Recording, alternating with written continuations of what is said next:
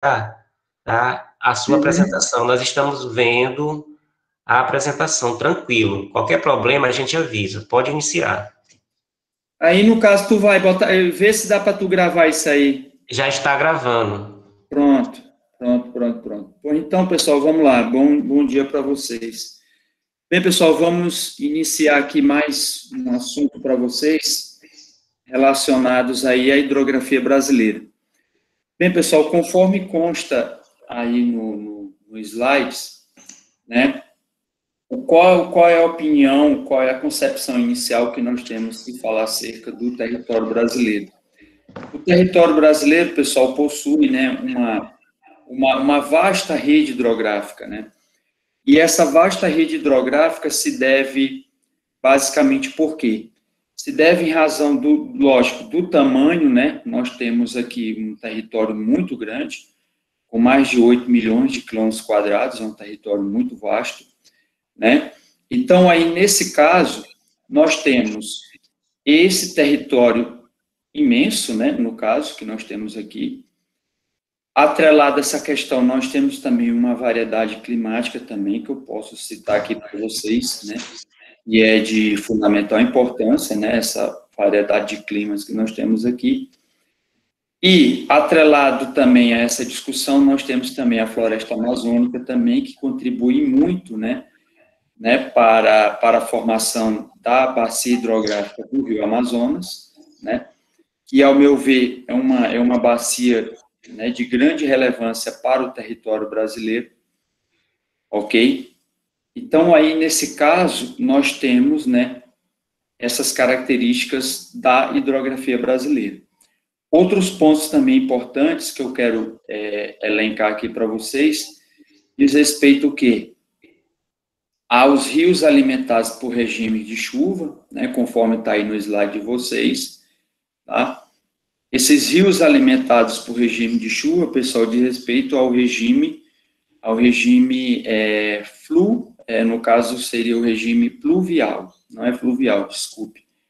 Seria o regime pluvial. Professor, eu já ouvi dizer que aqui no Brasil existe um rio que também tem um aspecto nival, né? O único rio que tem esse aspecto nival é o rio Amazonas, ok? O rio Amazonas, pelo fato dele nascer lá nos Andes peruanos, né? Em certos momentos ele tem uma alimentação a partir do derretimento da neve dos Andes peruanos, é bom deixar isso bem claro. Ok? Nós temos ainda, né, cursos d'águas perenes, né? Em algumas regiões do Brasil nós temos cursos d'águas perenes e também cursos d'águas temporários, né? Professor, me dê um exemplo de um rio com curso d'água perene. Nosso rio Parnaíba, que em Teresina é o exemplo mais prático com relação a isso, né? É um exemplo muito clássico. É um rio temporário que eu posso dar aqui para vocês, seria o rio Guaribas, na região de Picos, o rio Itaim, ou seja, os rios que estão ali no clima semiárido. Então, qual é a relação que eu quero que vocês tirem disso? Que é uma relação muito forte, muito íntima, entre hidrografia e condições climáticas.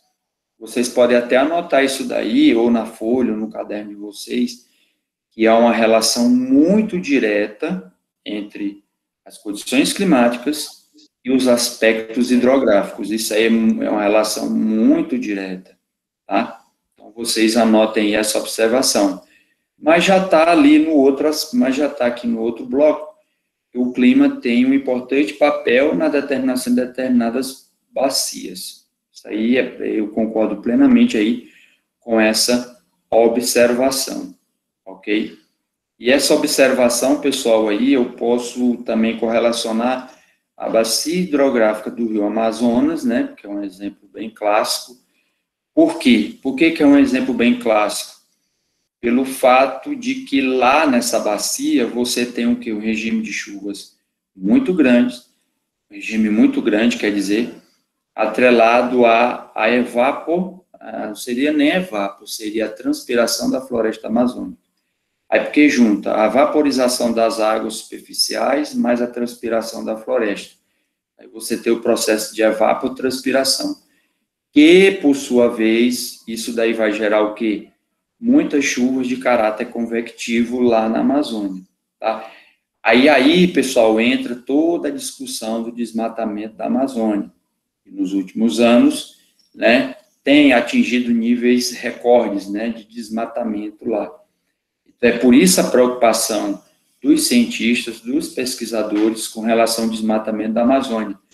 Porque com o desmatamento da Amazônia, só fazendo aqui uma correlação com esse bioma tão importante, com esse desmatamento crescente da Amazônia, nós teremos aí graves consequências climáticas e também gravíssimas consequências também no aspecto hidrográfico, tá? Então, é por isso a preocupação, tá bom? O outro aspecto também que nós podemos citar seria essa geração de energia, né? Em vários rios do Brasil nós temos a construção de hidroelétricas, inclusive aqui no Rio Parnaíba, né, nós temos aqui a usina hidrelétrica de Boa Esperança, que ela foi concluída ali no final dos anos 60, início dos anos de 1970.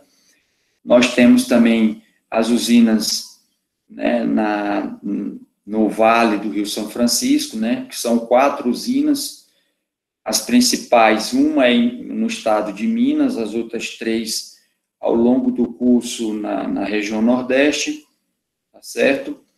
E fechando esse tópico aí dos quadrinhos, nós temos ali a erosão fluvial, né, que é algo importante nos processos externos de modelagem do relevo, né? É algo importantíssimo, porque quando você fala em erosão fluvial, a primeira coisa que você pode colocar aí nas anotações de vocês podem falar acerca dos meandros, né, que é uma, como é que eu posso dizer?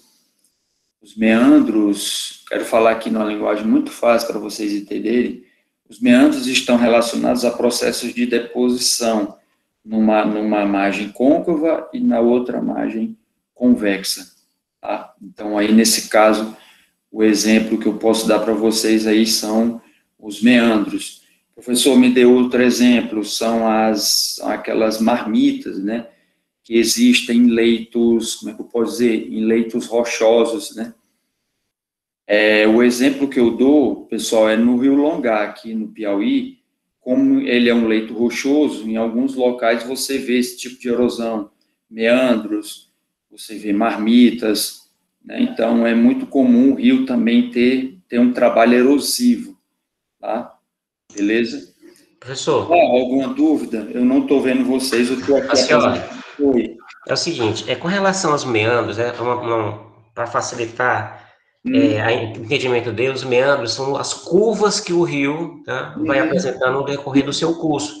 Então, tem rios que vai apresentar, por exemplo, um delineamento de curva, tá, que vai ser, às vezes, muito encaixado ou muito retilíneo, tá, em função de quê? Em função da drenagem, tá, em função das características do relevo. Então, em áreas que tem, por exemplo, muitas quedas d'água, em áreas de planalto, tá, então, o rio ele vai apresentar essas curvaturas, tá. Então, em áreas mais planas, não, ele vai seguir de forma bem retilínea, né? Então, ele vai seguir de forma como se fosse uma reta. O que o professor, a senhora está chamando de marmita seria uma espécie assim de buracos, né? Ou seja, Buraco. de buracos mesmo popular, Pilão, eles chamam de que vai pilão. aparecer no talvec do rio, ou seja, no fundo do rio, No um talvec. afloramento rochoso. Então, se o rio apresenta muito afloramento, muita pedra no seu curso, ele vai apresentar também uma certa intensidade dos meandros, que seriam o quê? Que seriam as curvas que o rio vai apresentando. Isso, entendeu? Aí eu queria até mostrar, se possível, mas eu não sei se vai dar para compartilhar, a mesa digitalizadora ia dar para mostrar bem essa questão desse desenho, mas eu não estou conseguindo a apresentação para mim não está muito boa, mas eu queria muito fazer a apresentação a partir da mesa digitalizadora para vocês entenderem isso, mas não está dando certo. Então, professor, a gente está vendo a apresentação tranquilo, o senhor pode fazer aí as operações na mesa. Mas eu não sei se a mesa aqui vai aceitar. Ela está aceitando. Não, o senhor pode sair do PowerPoint professor, tá. e a tela vai continuar sendo compartilhada. E a gente vai conseguir visualizar. Ó, o senhor riscou aí, o senhor riscou com a caneta, tá aparecendo para nós aqui, tranquilo, não fica preocupado não, tá tudo ok. Vou deixar... Eu não sei se eu posso sair da apresentação e mostrar a tela aqui, eu não sei, mas no final eu mostro, para não atrapalhar. O senhor não precisa sair da apresentação, o senhor só sai do PowerPoint e continua apresentando a tela. Certo, mas eu vou logo apresentar os slides logo, aí fica, no final eu mostro. Então, vamos lá. Aí aqui, ó, o que é que nós temos nesse outro slide? Nós temos aqui as principais bacias, né, do nosso país. Nós temos aqui essa bacia, só riscando aqui para vocês, ó, a bacia amazônica. Nós temos aqui a nossa bacia do Rio Parnaíba, ó, e eu quero até chamar a atenção da nossa bacia aqui, ó, porque ela pega uma rede hidrográfica aqui, nesse caso aqui do Ceará, só tirar aqui esse negócio. Ela pega aqui um pouco aqui do Ceará, só fazendo aqui uma observação, e pega também aqui uma parte do Maranhão. E aí, professor Joaquim, nós temos aqui, para o professor Joaquim e para os demais, bem aqui o Rio Balsas, tá? Bem aqui nessa região aqui dos Cerrados piauiense e maranhense, tá? Que é um importante afluente, né, da margem esquerda do Rio Parnaíba, tá? Por que margem esquerda? Você abre os braços e aponta em direção à foz do rio.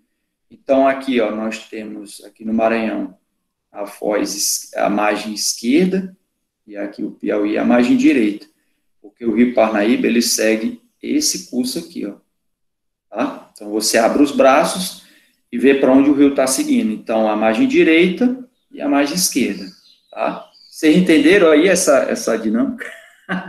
Entenderam ou não? Hein? Professor, explica aí de novo, rapidão.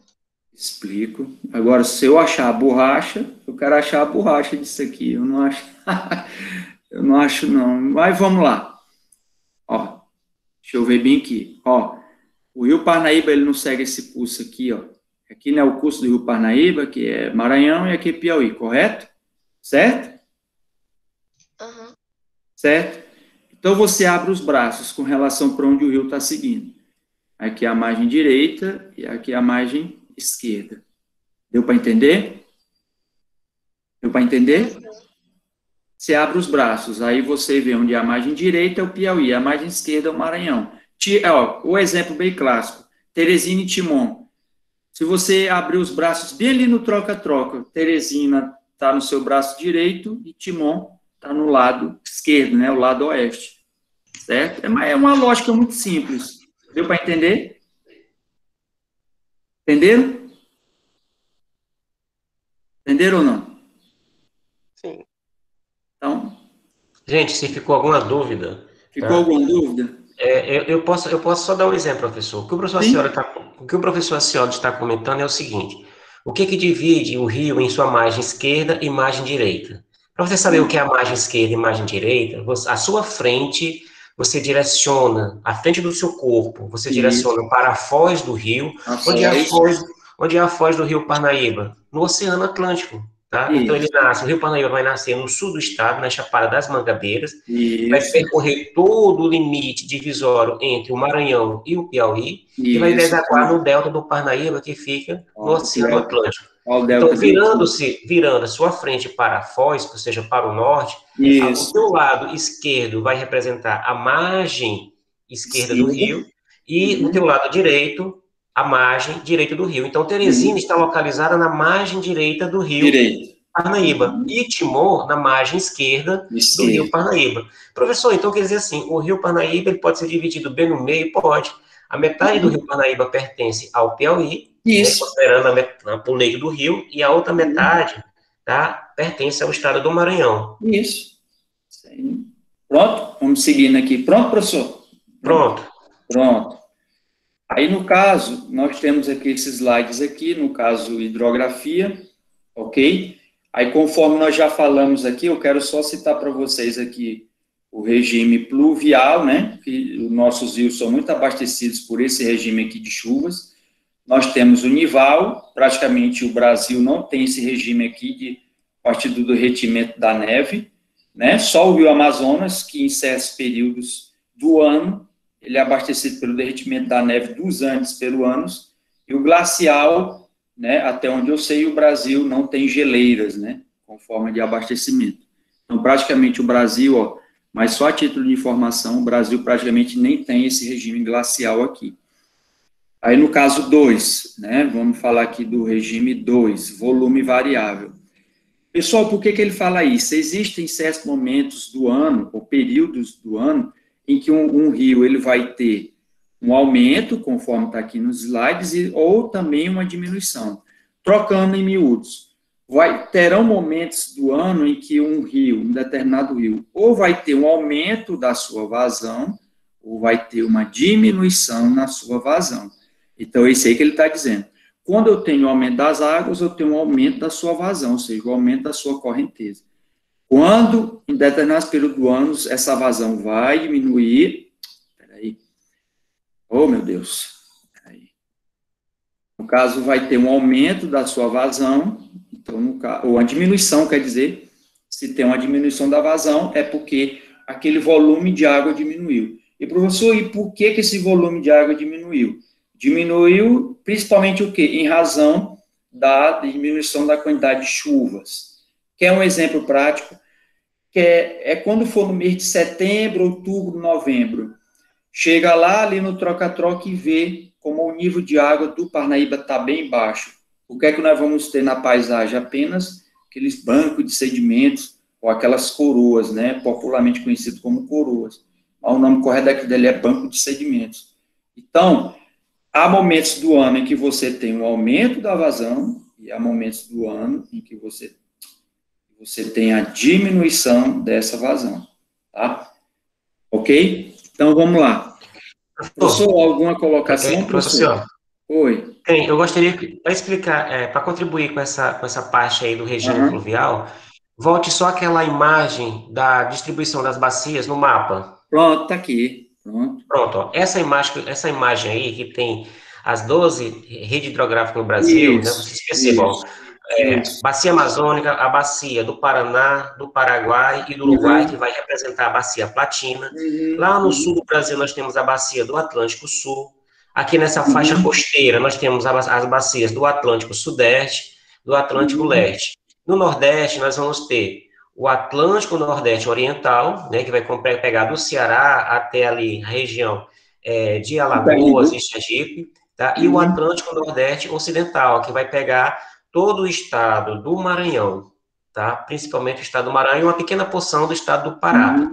Além disso, nós temos as bacias hidrográficas do Tocantins, Araguaia e do São Francisco e Parnaíba, que o professor já citou. Então, essas aí são as bacias hidrográficas brasileiras, reconhecidas pela Agência Nacional de Águas. Tá? Por que é importante falar desse regime fluvial? Se vocês observarem esse mapa, esse é um mapa meteorológico, ou seja, um mapa climático do Brasil. É um mapa de pluviosidade, de chuvas.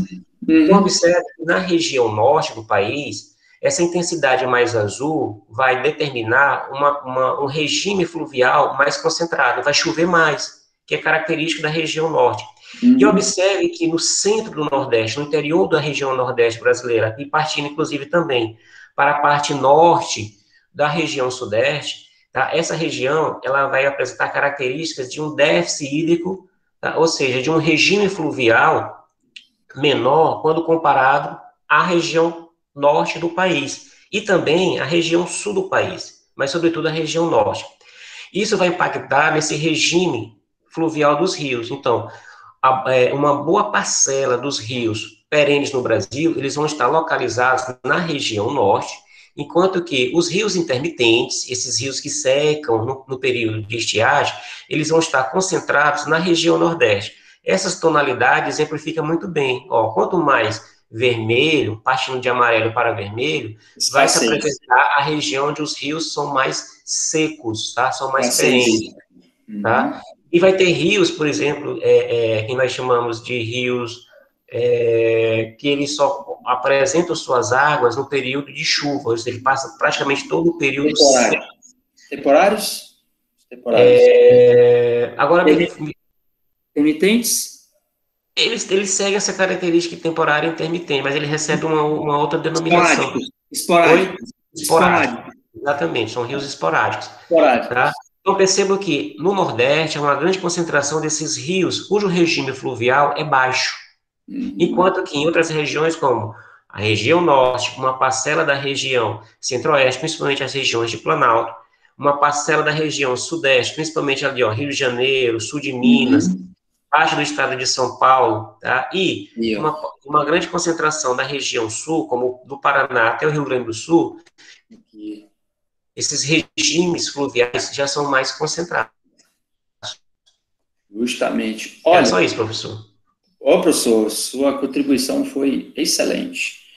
Aí aqui, ó, não sei se eu queria só salientar para vocês essa bacia bem aqui do Tocantins, Araguaia, a caixa d'água do Brasil, ó, a questão dos cerrados, né? Isso já é comprovado pelos pesquisadores.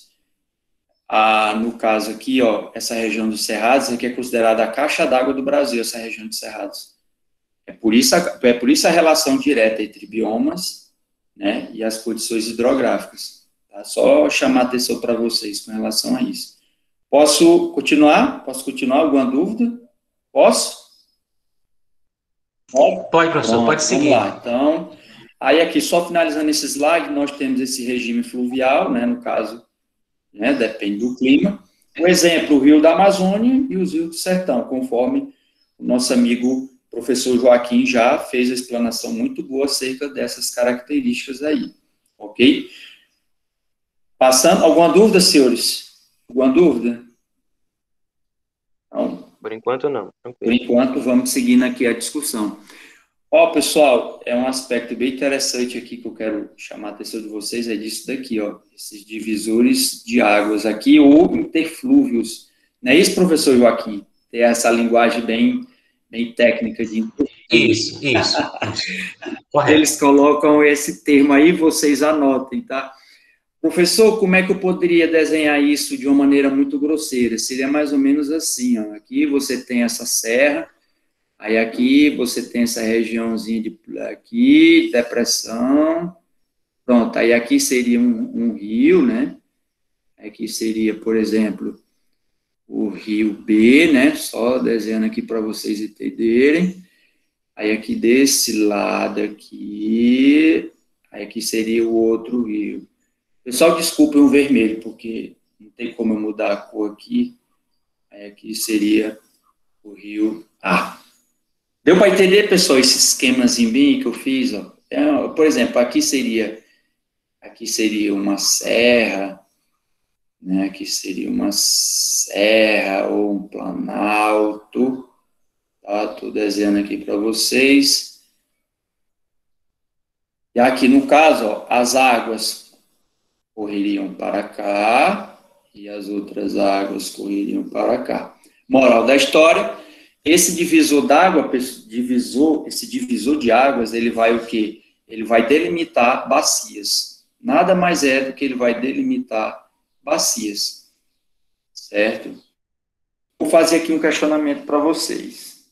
Ali na região de Picos, eu vi isso na prática, existe a bacia do Rio Guaribas e a bacia do Rio Sambito, né? São duas bacias, né? Uma é afluente do Rio Puti, do Rio Sambito, e a outra bacia cai ali na região do Rio Canidé, ali na região do semiárido.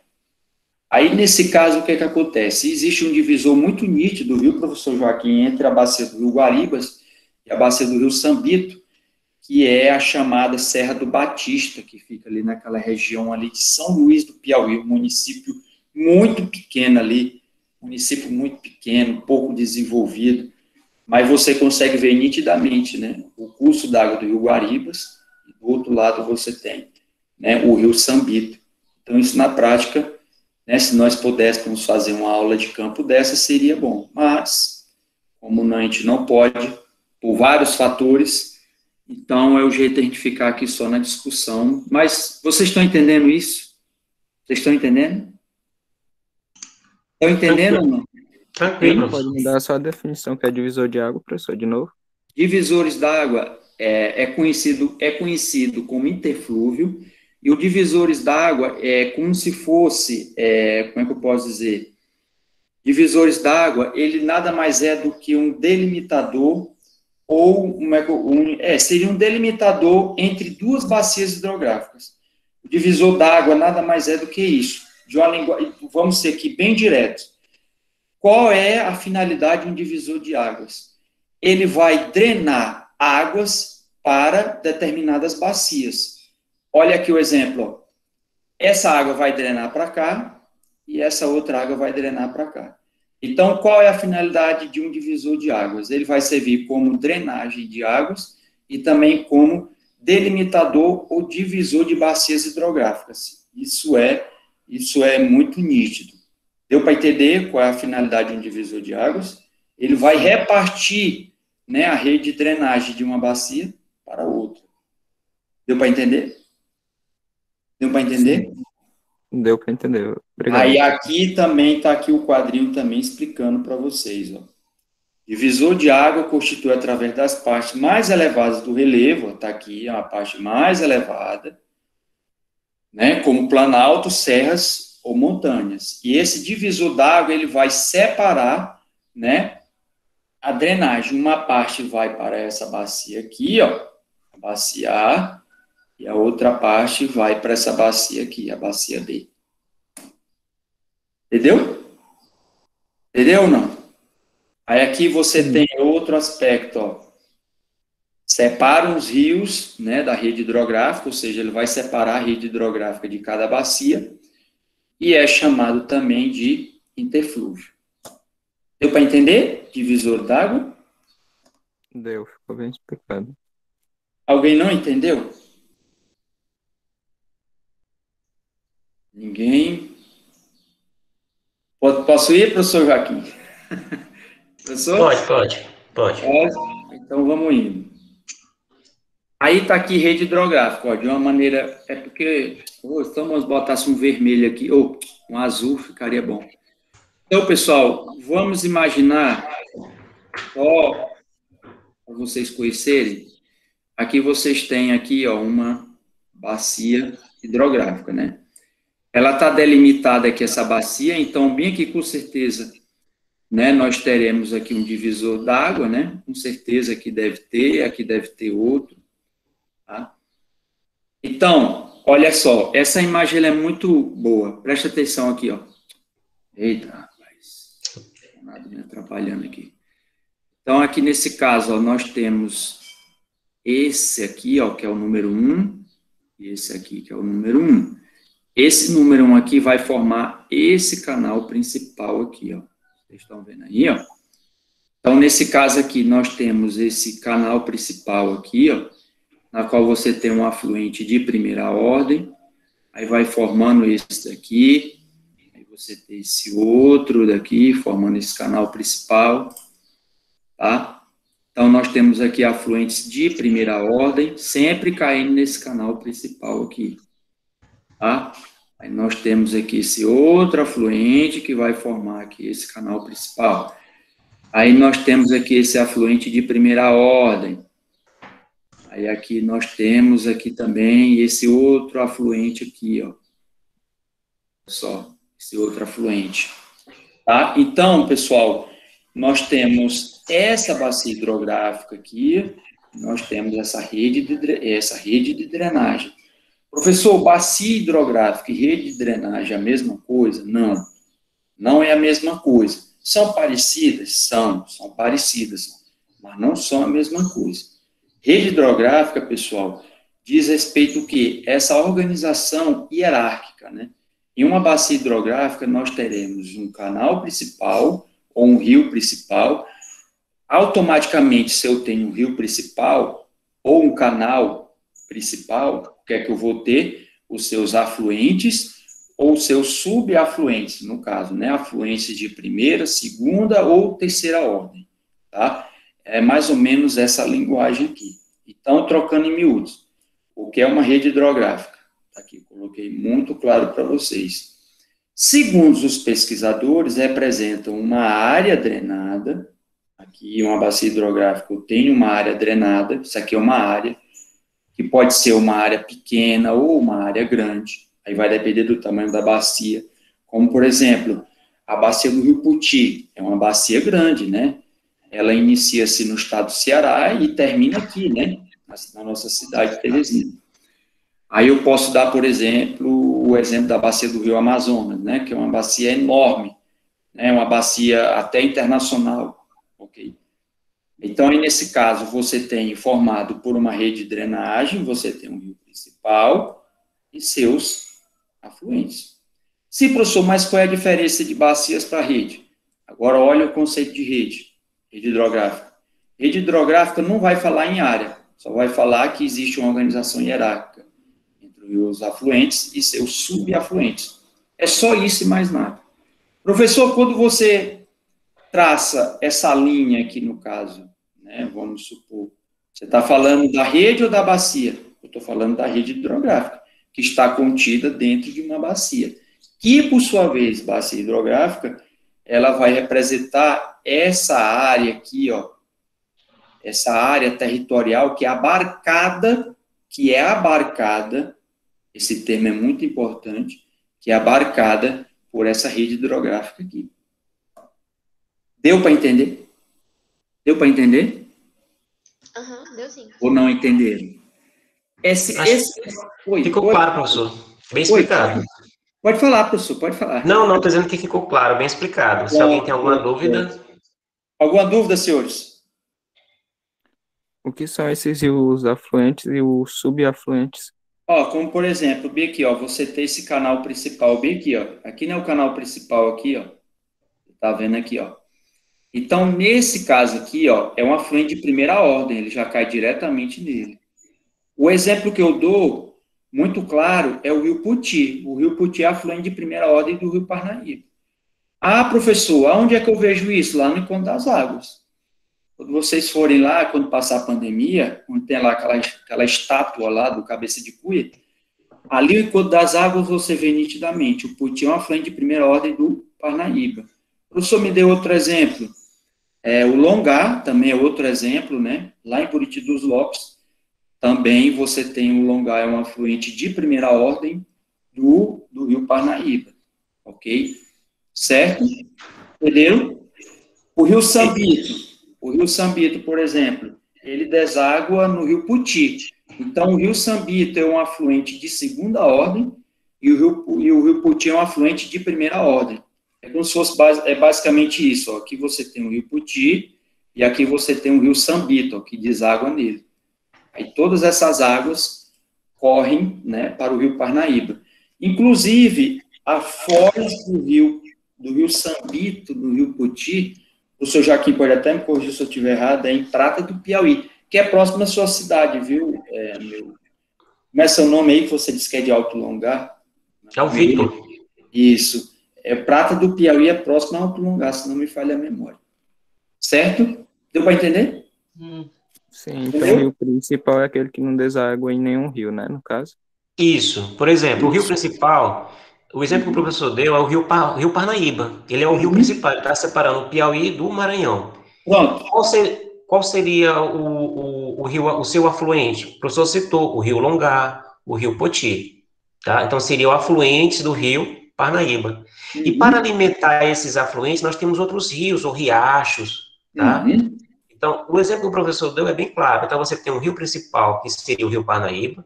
Você tem um afluente do rio Parnaíba, tá? Que seria, por exemplo, o Poti, o Longá, outro rio. E tem os subafluentes, que seriam rios que alimentam os afluentes. Os afluentes. Isso. Então, poderia ser um riacho. Um riacho Bengala, aqui próximo a Teresina, né? Então, se eu não me engano, ele é um subafluente do Parnaíba, ele é um afluente do rio, creio que do rio Poti. Isso. Ó, outro exemplo para vocês. Tem alguém de Campo Maior? É um exemplo clássico isso aqui. Você tem o Rio Genipapo. Oi? Eu também sou de lá. Pronto. Nasci lá. Pronto. Você tem o Rio Surubim, que corta ali a cidade de Campo Maior. O Rio Surubim passa por dentro da cidade de Campo Maior. Tá ali, o Rio Surubim. Tá? Muito maltratado, por sinal. É um rio muito maltratado, né, pela população. Tá lá, o Rio Surubim. Você tem o Rio Genipapo lá, famoso lá da Batalha do Genipapo, né? Só desenhar bem aqui para vocês entenderem. Você tem aqui o Rio Longá, né, que nasce no município de Alto Longá, numa localidade chamada, não sei o quê. Eu sabia o nome da localidade onde ele nascia aí, tá aqui, município de Alto Longá. Aí aqui você tem no município de Campo Maior o Rio Surubim, né? Um afluente de primeira ordem do Longar. Aí aqui logo mais para cá você tem o rio Genipapo. Aí eu faço um questionamento para vocês. Aí mais ou menos aqui, vamos só hipoteticamente. Aí aqui é o rio Parnaíba. Aí eu faço um questionamento para vocês. Tomando como referência o rio Parnaíba. Oh, meu Deus. Aí eu faço um questionamento. Aqui é o rio Parnaíba. O rio Longar é afluente de primeira, segunda ou terceira ordem do Parnaíba. Me respondam aí. Primeira ordem. De primeira ordem, pronto. Pronto, a moça respondeu aí. Pronto, aqui é de primeira. Pronto, tá aqui de primeira. Agora, tomando como parâmetro o rio Longar, o rio Surubim é o quê? Afluente de primeira, segunda ou terceira? Tomando como referência o Longar. Segunda. O Longar. Se eu cobrar isso para vocês na prova, eu vou ter que botar o referencial. Tomando como referencial o rio Longar. Esse rio Surubim é afluente de primeira, segunda ou terceira?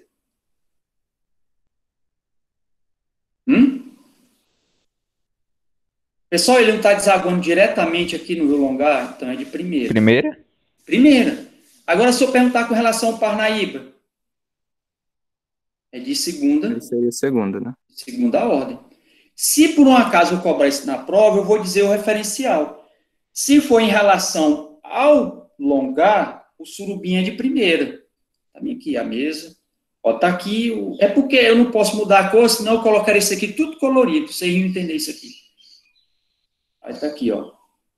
É de primeira em relação ao Longar, mas em relação ao Parnaíba, o rio Surubim é um afluente de segunda ordem. Tá? Assim como também o rio Genipapo, lá da Batalha do Genipapo. Professor, Oi. tem uma pergunta aqui no chat da Lília. Ela pergunta, Pronto, diga aí. o que significa mesmo essa ordem? Primeira, segunda? Essa segunda ordem está relacionada à hierarquia dos canais fluviais. Os canais fluviais obedecem uma hierarquia. Que você tem um canal principal. Esse canal principal aqui é o rio Longar. Professor, por que é o rio Longar e não o outro? Porque o rio Longar, ele ocupa uma maior extensão, ele tem um maior volume d'água. Então, nesse caso aqui, o rio Longar é o canal principal. Não pode ser o rio Genipapo o canal principal, porque o rio Genipapo, ele é um rio de baixa vazão, certo? Então, não tem como ser o rio Genipapo o canal principal. O canal principal aqui é o rio Longar, ele tem uma maior extensão, ele abarca uma área maior. Deu para entender? Isso aqui se chama hierarquia fluvial, isso aqui que eu estou explicando para vocês. Hierarquia. Então aquele rio de maior vazão, maior volume d'água, ele vai estar acima na hierarquia. É, isso. Ora, um exemplo bem clássico. Por que o rio Parnaíba é o canal principal? Ele ocupa a maior área. O rio Parnaíba tem aproximadamente 1.400 quilômetros de extensão, seu curso. E é uma bacia grande que abarca o quê? Maranhão, Ceará, Tocantins, abarca uma área muito grande. Então, tudo isso aí tem que ser levado em consideração. Ah, então eu vou mudar, eu vou botar o rio Longar. Não, você não pode fazer isso. Você tem que levar em consideração outros aspectos, como área, vazão, municípios abarcados. Então, existem outros aspectos aí. Não é só chegar e dizer não. Existe um conjunto de fatores. Não é isso, professor Joaquim? Você concorda? Isso. E, professor, diga aí. Correto? Me preocupa o tempo, tá? Que já são 9 horas. Eu pensei que sua internet tinha caído. O professor Joaquim fica ali procurando e nada. Pronto. Aí, como a hora já está muito adiantada, vamos aqui. Então, no caso, nós temos rios de planalto e rios de planície. Né, os rios de planalto, eles, como o próprio nome fala, são aqueles cursos acidentados com corredeiras, cachoeiras. O que eu quero que vocês assimilem é isso daqui, ó. Né? A geração de energia, né? A usina hidrelétrica de Tucuruí, né? Que fica aqui, né? Usina de Tucuruí. E aqui nós temos os rios de planície, que eles não são favoráveis à instalação de hidrelétricas, tá? Em razão da baixa declividade. Dando continuidade aqui, vamos entrar nessa bacia aqui do Amazonas, tá? E a nossa principal bacia, eu acho que já foi explicada já muita coisa sobre ela, né? Eu já expliquei que ela tem as nascentes, né? Lá dos Andes peruanos, né? Abarca outros municípios da América do Sul também, como Colômbia, né? Pega ali um pouquinho também da Venezuela. Tem uma área imensa de 3 milhões, né? Uma área muito grande. O Rio Amazonas, o canal principal. Olha só o tamanho da extensão do Rio Amazonas, 7.000 quilômetros, é muita coisa, viu? Aí você tem, principalmente nos dias atuais, ó, tá em discussão muito forte essa questão do potencial hidroelétrico, né, da bacia do Rio Amazonas, só que aí tem um conjunto de problemas aí, quando se fala em instalação de hidroelétricas na Amazônia, você tem aí uma grave, duas grandes problemáticas, uma problemática ambiental e social, porque aí você tem o quê? Você tem comunidades indígenas, aí você tem áreas extrativistas, né, das comunidades tradicionais, então tudo isso daí tem que ser levado em consideração, certo? E aí você tem o quê? Grande regime de chuvas, né, conforme o professor Joaquim já salientou aqui, ó, nessa área aqui, ó, o regime de chuvas aqui é muito forte, conforme ele já salientou, e o regime fluvial aqui, no caso, né, das chuvas, não, no caso aqui o regime dos rios, né, no caso fluvial, é a cheia que vai de outubro a março, tá? Beleza? Dando continuidade, nós temos aqui a bacia do São Francisco, né, que tem a ver conosco, né, essa bacia aqui, bacia. Professor, você quer acrescentar alguma coisa, professor? Me desculpe. Professor? Não, tá tranquilo, professor, excelente, tá? Tá tranquilo? Por caso Tá você tranquilo. queira fazer algum comentário, você... Se o senhor voltar, então, ao slide anterior, tá? É só uma Pronto, experiência que eu tive. pronto, professor. É só lembrando que quando o rio Amazonas, ele nasce nos Andes peruanos, né? Então, ele tem esse caráter nival, tá? Ou Nival. seja, ele recebe esse degelo dos Andes, né? Das partes mais elevadas, então, no período de verão há o derretimento desse gelo, que contribui para a alimentação, para intensificar a alimentação, né? Lá do rio Amazonas. Então, quando ele entra no Brasil, ele entra com o nome de Solimões, tá? Então, próximo a Manaus, ele já recebe o nome de Amazonas, tá? Então, tem, inclusive, essa relação com Manaus, essa identidade com Manaus. E curioso, assim, eu tive a oportunidade, professor, de já fazer um voo em uma parte dessa região, né? Então, assim, é uma coisa muito linda, muito linda. E aí tem um escritor, não sei se é paraense, se ele é de Manaus, que ele diz que no Amazonas, o rio, ele orienta a vida. Ou seja, as pessoas vivem daquilo que o rio oferece. Então, assim, a própria logística de transporte é em função dos rios. Então, a graça que eu tive de fazer um voo, inclusive nessa região, foi de ver a vida em comunidade vista de cima. Então, você vê o quê? Você vê os ribeirinhos, né? Você vê os barcos, tem muitas canoas, muitos barcos. Tá? Então, tem o quê? Tem muitos rios de primeira, de segunda, de terceira, de quarta ordem. Então, são vários, né? São várias subafluentes para o Amazonas. É uma coisa impressionante. Pronto. Beleza, professor. Pode seguir, professor. Beleza. Bacana mesmo. Eu tinha até uma observação para falar, mas aí eu acabei esquecendo. Acabei esquecendo aqui, mas quando eu lembrar eu falo, viu? Boa, professor, a sua participação foi muito boa mesmo. Aí aqui a bacia do São Francisco. Agora aqui tem tudo a ver conosco aqui no estado do Piauí. Olha, pessoal, deixa eu só bem aqui mostrar um negócio para vocês. Vocês estão vendo bem que essa região minha aqui do Piauí, ó. A região minha aqui. E aqui, pessoal, é formado por um conjunto de serras. Aqui você tem, ó, aqui você tem um divisor d'água do Rio São Francisco, da bacia do Parnaíba. Né? Nessa região bem aqui, ó, com a divisa com o estado do Pernambuco, naquela região ali, professor, onde você morou, de Paulistana, Pipocas. Aí aqui você tem aqui uma serra chamada Serra de Dois Irmãos, bem aqui, ó, um conjunto de serras aqui, ó.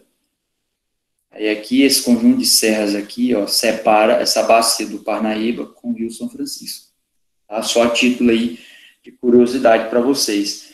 Ó, inicialmente, pessoal, essa bacia aqui do São Francisco, ela é chamada, o Rio São Francisco em si, ele foi chamado durante muito tempo como o Rio da Integração Nacional, né, pelo fato que no passado esse rio ele foi muito navegável, né, em períodos passados. Então ele interligava, por exemplo, aqui essa região de Minas Gerais até essa região aqui, ó, do interior do Nordeste. Então se fazia uma navegação muito forte em períodos passados. Professor, e hoje se faz? Ao meu ver, é uma navegação muito incipiente, muito reduzida, em razão até da própria redução do volume das águas do Rio São Francisco, em razão da construção das hidrelétricas, em razão, em razão de impactos ambientais, né, que, de certa forma, estão entupindo, né, o canal principal desse rio. Tá? Então, a navegação ainda existe, mas de uma maneira muito incipiente quando comparado com o que era anteriormente. Tá? E aqui você tem a foz dele no Oceano Atlântico. Ele é um rio navegável ainda, né? Se não utiliza ele muito. O principal aspecto que eu quero chamar a atenção para vocês dele é a geração de energia desse rio e a agricultura irrigada. Por gentileza, assimilem esses dois aspectos, geração de energia e agricultura irrigada. Como assim, professor? Nós temos 4 usinas muito, como é que eu posso dizer? Eu esqueci bem aqui, mas são 4. Peço até perdão para vocês. Então, aqui ó, eu tenho essa usina aqui de Três Marias, que fica no estado de Minas, Paulo Afonso, Sobradinho, Xingó, que faltou escrever aqui, Xingó, que fica também aí na bacia do Rio São Francisco. Aí tem uma discussão muito forte em relação a essa transposição aqui, ó, das águas do Rio São Francisco.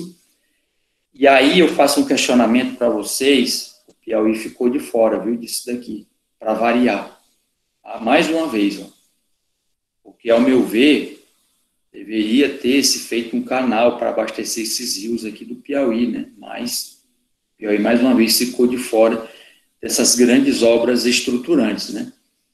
Quem se beneficiou muito aqui foi o Ceará, né, como forma de abastecimento da água, né, lá no açude, aquele açude lá, rapaz, que eu esqueci lá o nome, não me lembro agora, aquele açude muito grande que tem lá, e esse açude, ele faz o abastecimento da cidade de Fortaleza, não sei se é Oroz, uma coisa assim, eu não me lembro desse açude que tem lá no Ceará. Aí aqui, você tem aqui no estado do Pernambuco, ó, na Paraíba, no Rio Grande do Norte, né? Essa obra, né? E se vocês pararem para analisar, essa obra, ela chega a ser até faraônica, né? Pelo fato dela envolver corrupção, pelo fato dela envolver superfaturamento e pelo fato da não conclusão dessa obra em alguns trechos, né? Existem alguns trechos aqui que ainda não foram finalizados, tá? Então, é mais uma obra faraônica que nós temos no nosso país.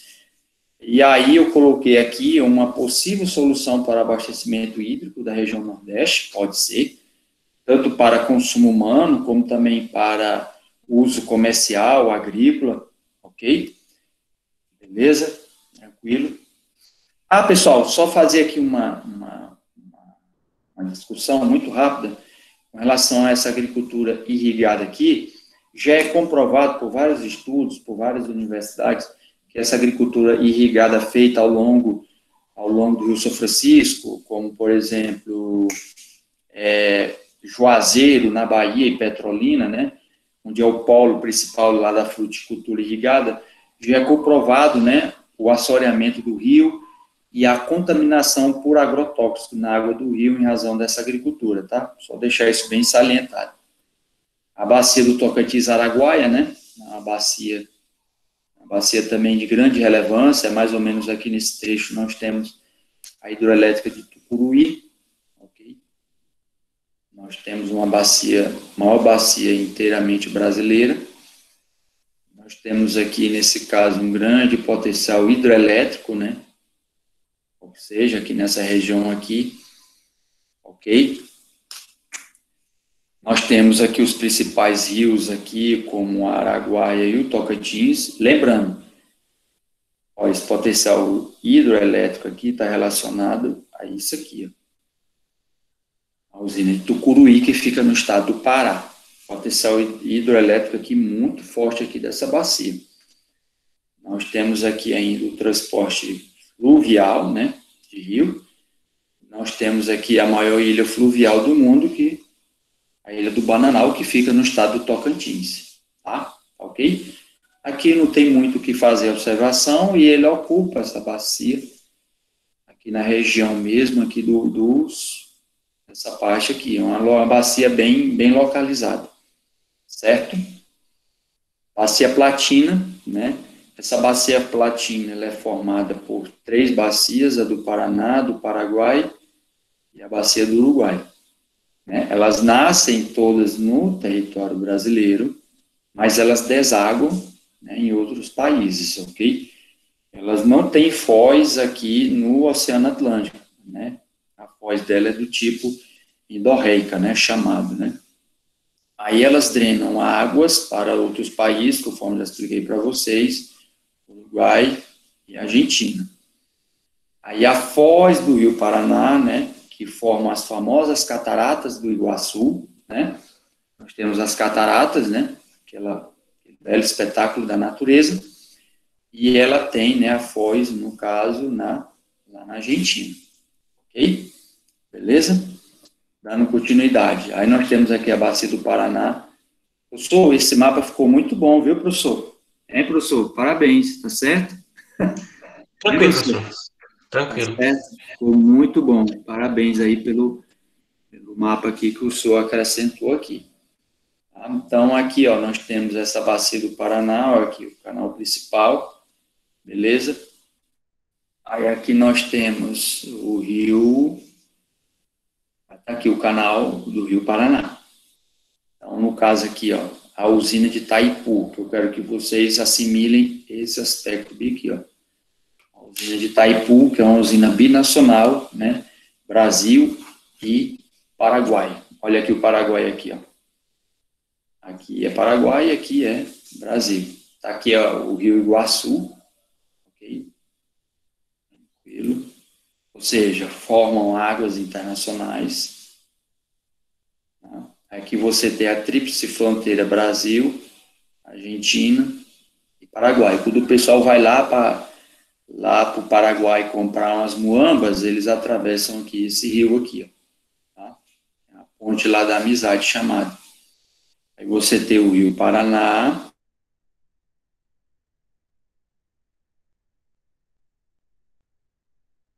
aí por isso que você tem aí, né, a hidrelétrica de Itaipu, ok?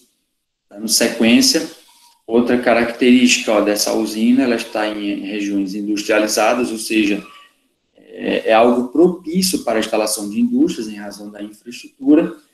Você tem o Rio Paraná, usina de Itaipu, foz no território argentino, favorável à navegação, né, e possui uma hidrovia de 3.400 quilômetros, a hidrovia Tietê-Paraná, e é utilizada principalmente no transporte da soja.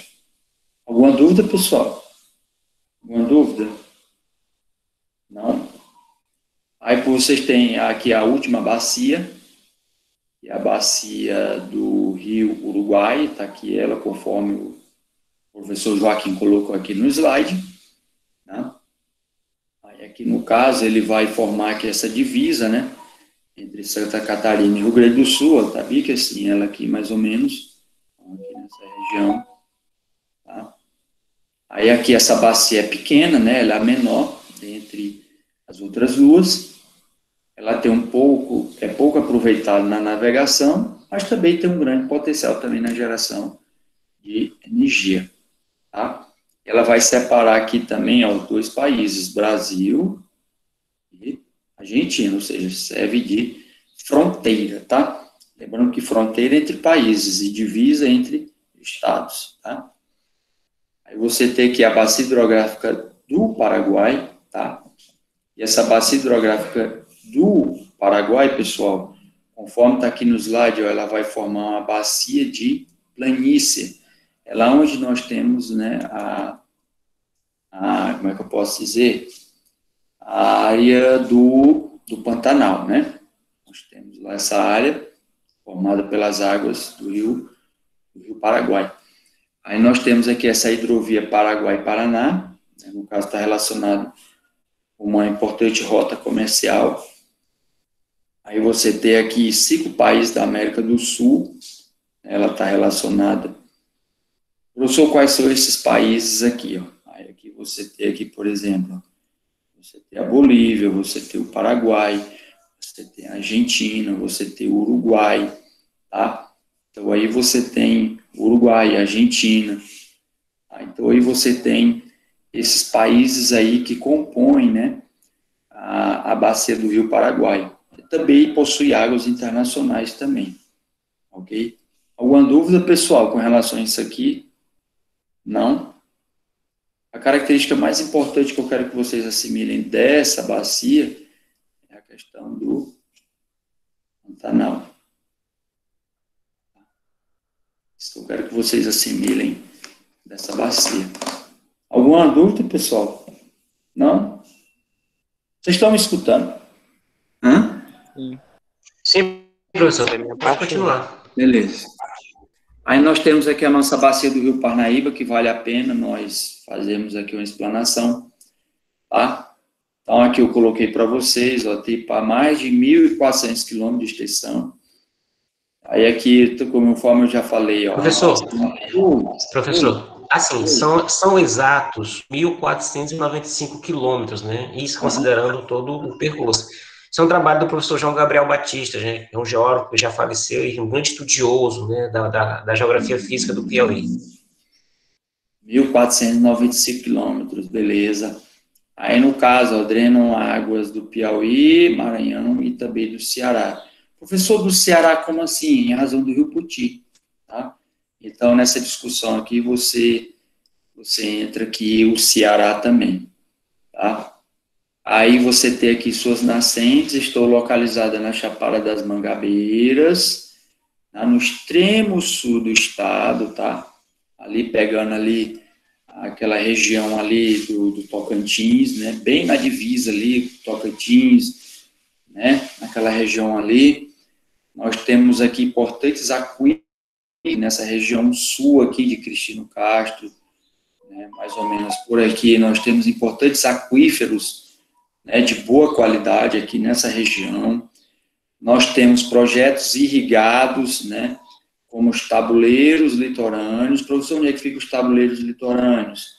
Os tabuleiros litorâneos ficam em Parnaíba, que eu esqueci de colocar, então vocês anotem, e os platôs irrigados de Guadalupe, que ficam, como o próprio nome fala, no município de Guadalupe.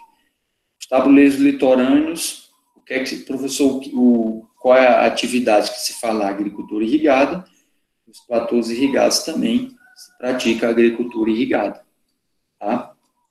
Nós temos aqui projeto de agricultura irrigada e piscicultura, tá? Professor, mas o Rio Parnaíba só é utilizado para isso? Não, também serve para abastecimento humano. O exemplo aqui é Teresina. As águas que nós utilizamos nas nossas casas são utilizadas a partir da captação do Rio Parnaíba, tá? Então, nós temos várias utilidades aqui, graças a Deus que nós temos, né, o Rio Parnaíba aqui no nosso cotidiano, no nosso dia a dia. Outra característica importante, ó, nós temos a formação do delta do Rio Parnaíba entre os estados do Piauí e Maranhão, tá? Nós temos lá as ilhas, né, do delta do Rio Parnaíba lá, né, em que a grande maioria dessas ilhas ficam no estado do Maranhão, tá? Ok? Tranquilo? Alguma dúvida? Não? Seguindo. Aí nós temos aqui essas águas subterrâneas, que é importante nós falarmos acerca disso. Esse aquífero aqui, ó, de Alté no chão, e o aquífero Guarani. E aí, pessoal, o que eu quero que vocês assimilem? Que são dois importantes, né, reservatórios de água. Esse daqui ele está sendo estudado nos dias atuais. Esse aqui os estudiosos ainda estão tentando entender as suas características, tá? Então, eu quero que vocês assimilem esses dois aqui, ó, aquífero Alter do Chão e o aquífero Guarani. Lembrando que o aquífero Guarani, ele tem uma grande extensão, abarca outros países, tá? E o que eu quero que vocês assimilem também, ó, é esse tópico aqui, ó. Esses dois aquíferos já apresentam evidências de poluição, principalmente esse daqui, ó, o aquífero Guarani. Principalmente o aquífero Guarani, pelo fato dele estar localizado em áreas de intensa urbanização, tá? Já apresentam, sim, indícios de contaminação, né, por atividades humanas, né? Ok? Certo? Outro aspecto também que eu quero que vocês assimilem, que esse aquífero Guarani, ele está relacionado, ó, com a bacia sedimentar do Paraná. O que isso representa? Representa que, né, as rochas sedimentares são propícias, né, à armazenagem de água, né, em razão da porosidade, dessa característica, né, típico de rochas sedimentares, o quê? Que é de serem rochas porosas. Elas têm a capacidade dessa assimilação da água, ok? Deu para entender, pessoal? Deu para entender? Eu quero que vocês circulem essas duas características aqui, ó, essa e essa daqui. Sim, professor. Eles confirmaram que está tudo ok. Então, vamos lá. Aí, finalizando aqui a nossa aula, isso aqui é de grande relevância. Isso é relevância. Agora, que eu não sei se com o governo atual que aí está, se isso daqui pode acontecer, que eu acho muito difícil. Tendo em vista que o Ministério do Meio Ambiente retirou a participação, ó, da sociedade civil nos poderes de decisão desses comitês. Importante salientar isso, viu? O governo atual retirou esse poder aqui, ó, sociedade civil. O poder de voto. Eles só podem ser apenas meros espectadores. O governo atual fez isso. Não sei por quais motivos, mas a realidade é essa. Então, pessoal, mas qual é a lógica, né? Vamos deixar essa questão política para lá, mas qual é a lógica? Professor, deixa eu só fazer uma complementação a respeito dos comitês de bacia. Porque, assim, se os alunos perceberem, nós temos esse comitê de bacia, ele vai reunir segmentos da sociedade e do governo. Então, nós teremos o governo, o usuário, a sociedade civil, que vão se reunir, vocês podem até observar nessa imagenzinha aí, para discutir planos de ação, tá, para o uso e conservação das bacias hidrográficas. Então, existe uma lei nacional, tá, que está relacionada com a Política Nacional de Planejamento dos Recursos Hídricos. Então, é uma lei, por exemplo, vocês têm a Lei Federal 9.433, que é do final dos anos 90, que instituiu esses comitês, né, de bacia hidrográfica. Então, nessa institucionalização, né, ficou obrigatório uma ampla participação da sociedade, juntamente com o governo e instâncias do governo, tá, para se discutir e propor ações de uso e conservação em função da política lançada no final dos anos 90, tá, o gerenciamento, tá, da bacia hidrográfica. Então, por exemplo, lá na cidade do Vitor, em Alto Longar. Então, há necessidade que os prefeitos que são abastecidos, Alto Longar, os prefeitos que são abastecidos pelo rio Longar, tá, eles criem esse comitê de bacia, juntamente com a população local e instâncias, ou seja, ONGs, né, departamentos institucionais, para se discutir o melhor uso racional do rio Longar. Então, é uma política nacional que, infelizmente, o professor Aciola tem razão. Essa política, ela vem se desgastando com o tempo, tá? Sobretudo nos momentos atuais. Então, assim, antes de colocar esse debate de comitê, para eles ficarem atentos, porque isso, de repente, pode cair, vez ou outra, no vestibular. Tá? Então, o comitê de bacia hidrográfica é um gerenciamento do uso, tá, dos recursos hídricos da rede hidrográfica brasileira. E aí, professor, só fazendo aqui uma complementação, esses comitês de bacia, eles buscam o quê? Soluções através de um uso racional, né, dessas águas, né? E aí envolve a questão da coleta de esgoto, né? Principalmente a falta de saneamento básico no Brasil, é algo péssimo, né? Então, se o Brasil não tem bons índices de saneamento básico, que chega a ser comparado até aos países do continente africano, né? Então, as águas das cidades interioranas, se aqui em Teresina já é do jeito que eu faço os cálculos em cidades interioranas, como, por exemplo, tem algumas cidades que abarcam o Rio Longá, porque eu conheço bem essa região da Bacia do Longá, e literalmente o esgoto da cidade cai no Rio Longá, e aí? Por isso mesmo, não tem saneamento. Porque saneamento básico não é prioridade para político nenhum, porque é uma obra que você não vê. A grande realidade é essa, senhores. Por que o Brasil tem